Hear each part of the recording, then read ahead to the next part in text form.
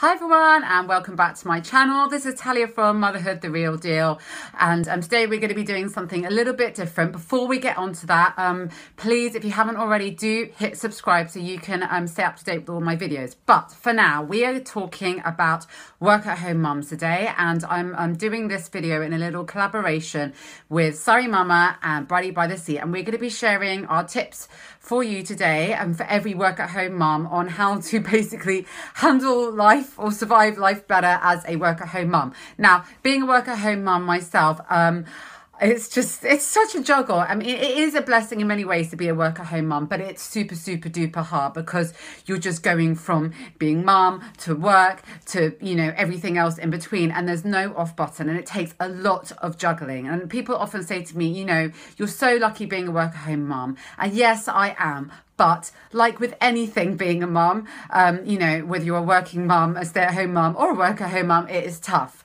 So I'm going to start by sharing my tips with you. And the first one is, which is a really big one for me, is do your prep the night before.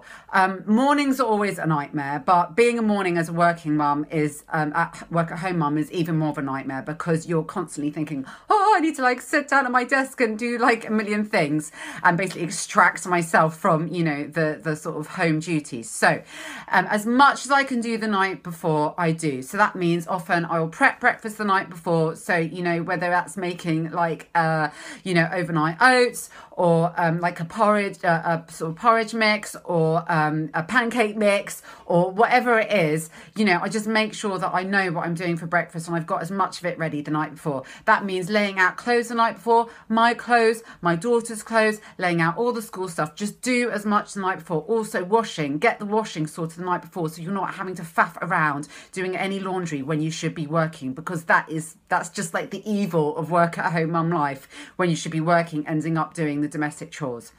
My next tip is time block your day. Don't, you know, try and do a million things at once. It's much better just trying to focus on doing one thing at a time. So I'm really strict with my sort of work schedule. So as soon as I come back from the school run, I will take 2 minutes out to make a coffee. Then I sit down and I start. From 9 o'clock to 9:45, that's when I do all my social media activity. Now, obviously, depending what you do, that might not be relevant for you, but you know, you can tailor it according to what you do with your work. From 9:45 to 10:30, I do emails. Now, obviously, emails, you can let emails take up your whole day if you, you know, if you allow them to, but you've got to be really strict. And I kind of almost take like a trader-like attitude. I'm just really cutthroat with my emails, and I only allow myself that amount of time to do the emails.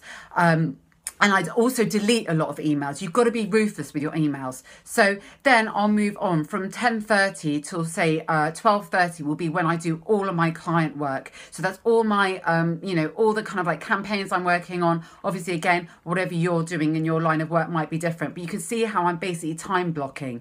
From 12:30 to say 2 o'clock, that's like my mop up time when I had to do like any admin, all the stuff that I've been sort of like procrastinating on with my to-do list, and then at 2 o'clock I kind of shut down. I do some time for me. I basically do like exercise, I do any like dinner prep, and that is me done until later on in the day when I know, say like from 5 to 5:30, once dinner is on and that's all happening, I will then take some extra time to catch up on the rest of my emails and also social media. And then again, I will take another half hour sort of from 6:30 to 7 just before bedtime while the little is winding down to mop up any work. So that's how I time block my day. Obviously, you know, it depends what you do, you know, for your work, how that's going to work for you. But I would really seriously suggest you try and take the same approach, because it means that you're just a lot more efficient.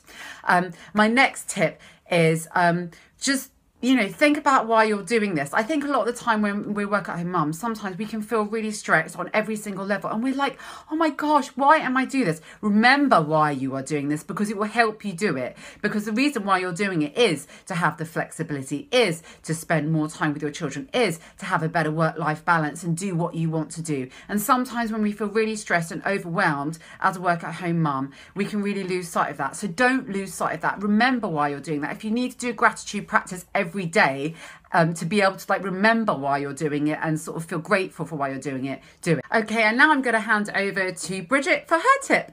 My next tip is to have a calendar either in written form or on your phone or on your iPad with all the deadlines for your blog or your YouTube channel, so you can keep on top of things. It's really easy to forget all the little things that you've agreed to, whether it's an event or a review, something you said you would share on social media. If you schedule it in your calendar, you'll never forget to do it. It's been really crucial the busier I have got, and it is a lot to juggle. It's very different to having one job and one project to manage. It's like having several projects all on the go at the same time, and it's no wonder that it's easy to forget things. That's it from me. Hope you found those tips useful. Don't forget to head on over to Sarah and Bridget's channels for their top tips. If you like this, do give it a thumbs up, hit subscribe, and if you've got any tips to share, do leave them in a comment below. Love to hear what you think, and if you want to see any more kind of like tips-based videos, also really love to hear your suggestions. All right, thanks everyone. Bye.